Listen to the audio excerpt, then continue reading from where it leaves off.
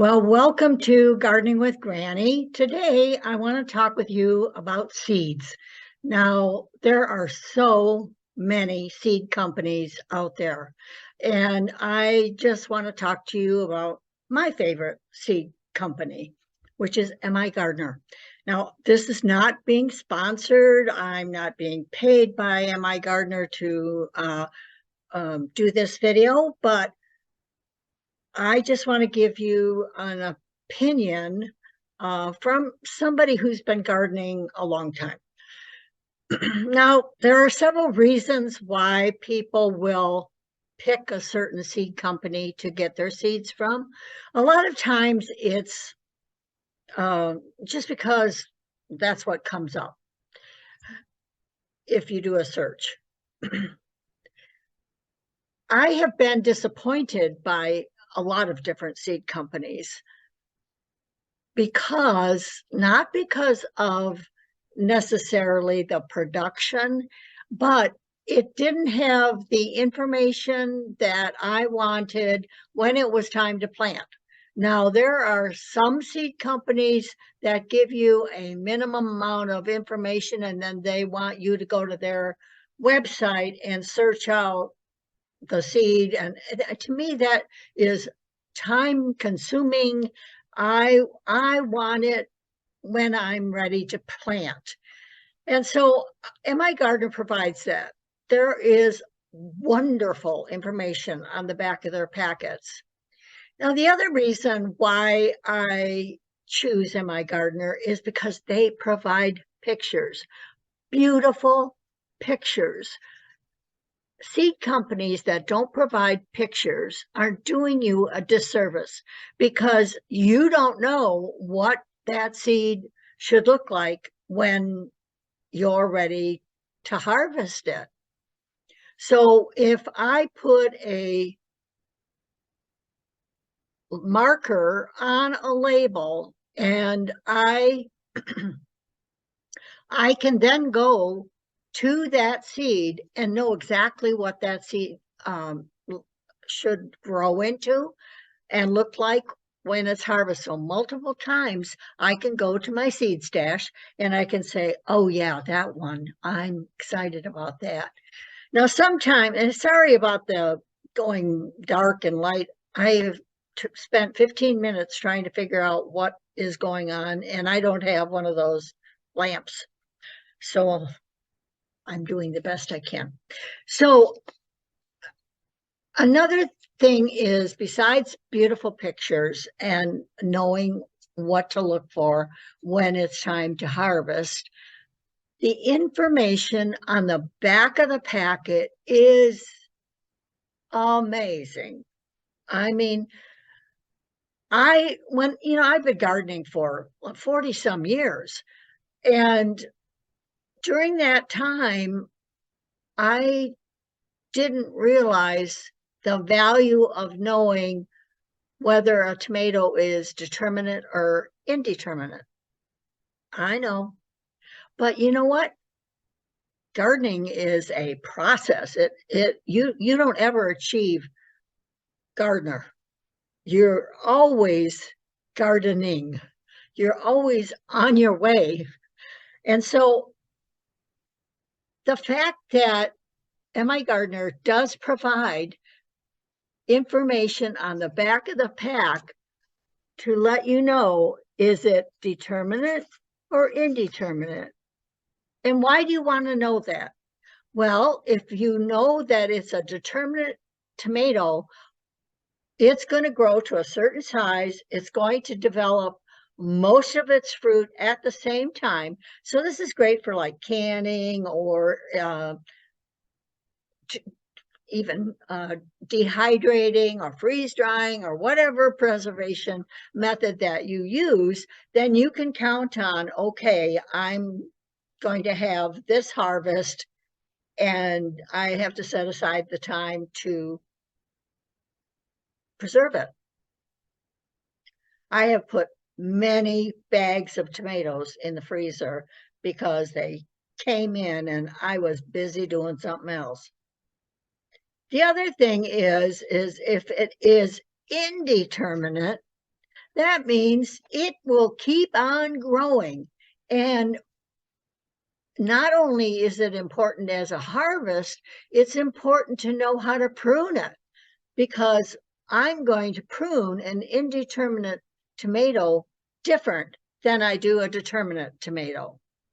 So an indeterminate tomato, I will clip the ends because I know it's going to keep on growing, but the bottom 12 inches of that plant is going to be susceptible to disease if I don't prune it. So there are so many things that's why I say the information on these is invaluable. Now, the other thing is most of us are not growing food to sell. Most of us are just home gardeners where we want to have a variety of tomatoes, maybe for sandwiches, maybe for pasta, maybe for a variety of things, salsa, whatever. And we don't need 125 seeds. Here's a packet of gold nugget tomato. Do I need 120 plants of this? No. In fact, my gardener gives you 25. I've sown 2. And I'll probably sow 2 more because my sister has requested this, and so has my dear friend. And so I want to provide them for them, but it's like, okay, and they can't be saved forever. I mean, they have a pretty good shelf life where you can keep seeds for a pretty good amount of time. They're not like onions where they lose their ability to produce. I have been able to keep these for quite some time. So that's one thing. Now it gives you what is it about. So it tells you what a determinant is and why you want to do, how you want to plant it, how many days to germination, what temperatures it's good to germinate in, and days to maturity. It will give you the plant spacing, which I kind of ignore because I like to crowd things, and the fruit size. Okay, so you're not going to get a pound from this particular tomato. You're going to get maybe 1 ounce. So there's so much information on this. Now, this is kind of I don't know. Myself, I'm interested in this. If I'm going to get 25 seeds and I know I want to save the seed packet in, it's going to tell you to store it in a dark, cool place that is dry, right on the packet. It also tells you when was the seed packed. So you know a year from now, okay, I don't know when I bought this. Well, it's right there. You don't have to guess. Here's another thing. I don't know what it is. We all have our little specific neuroses, but I can't stand it when somebody rips off the top. First of all, you don't know who you bought it from. You're ripping off information. Well, maybe if you're using the entire packet, okay. But most of us want to reseal that packet. And M.I. Gardner uses a glue that allows you to do that. It doesn't pop back open after multiple openings. I have opened this packet maybe 15 times. But if it does pop open and irritates you, you can purchase tape from M.I. Gardner. I forgot what the name of the tape is. But I find this extremely helpful because otherwise, if you put it in your seed thing, there's, the ability for it to fall out of the packet. So 25 seeds of a particular type of tomato is plenty for me. I don't need a bulk amount of seeds that may not last. So that's why I love My Gardener. And I love the information Luke gives. And the fact that he's from Michigan doesn't hurt, because that's my state.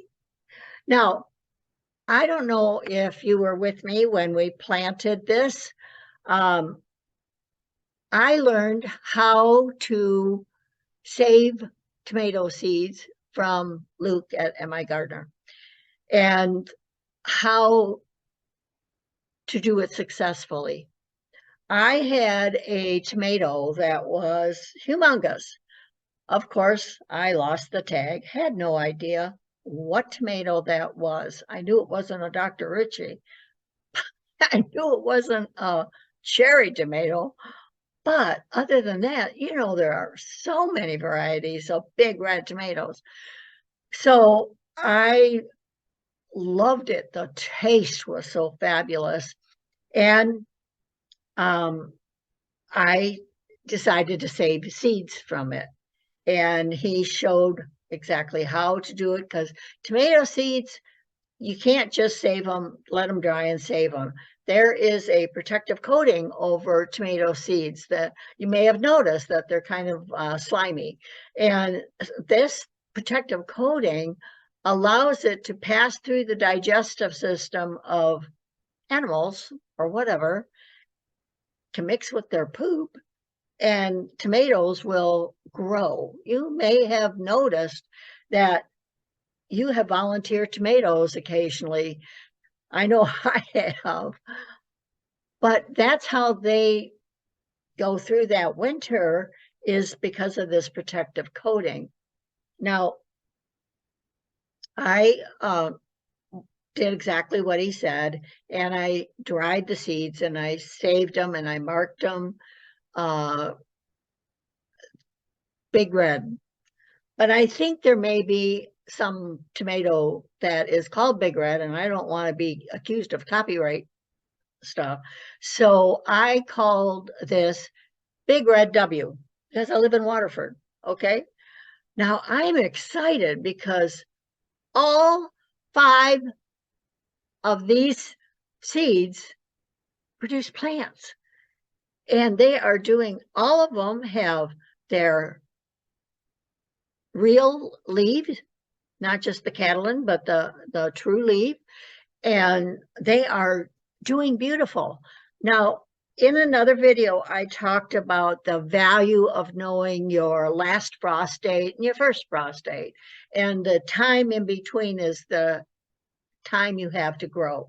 Now, a lot of seed packets will tell you that it takes so many days before you get a harvest. In this one, it's 75 to 90 days. Now, that is from the time you put a plant out, not from the time the seed germinates, which is something I just learned.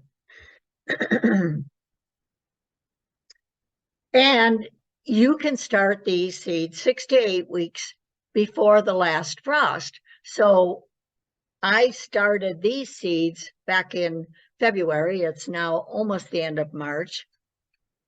You still have plenty of time. My last frost date is May 5th. Now, in general, anything tender like this, I am not going to plant until at least Mother's Day. Now, then from Mother's Day, I will check the 10-day forecast and see if there are any freezing temperatures, because it will do no good. These seeds will only grow when it's warm. And so they like temperatures between 70 and 90. Now, that, of course, isn't going to be the nighttime temperatures. And if you're watching this and you want to know what the other temperature is, 21 to 32 Celsius. So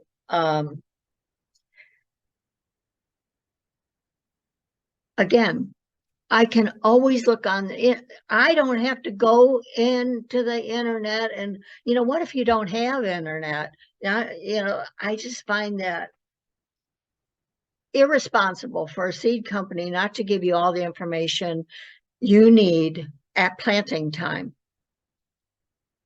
So I don't know. There's my rant on seeds and seed packets and seed companies. And I hope that it was somewhat helpful for you. Like I said, I'm not pushing at my gardener. I have no monetary value in this at all. I simply wanted to help you be aware of how important it is to have all the information you need at your fingertips, so that when it's time to plant, you have what you need right there.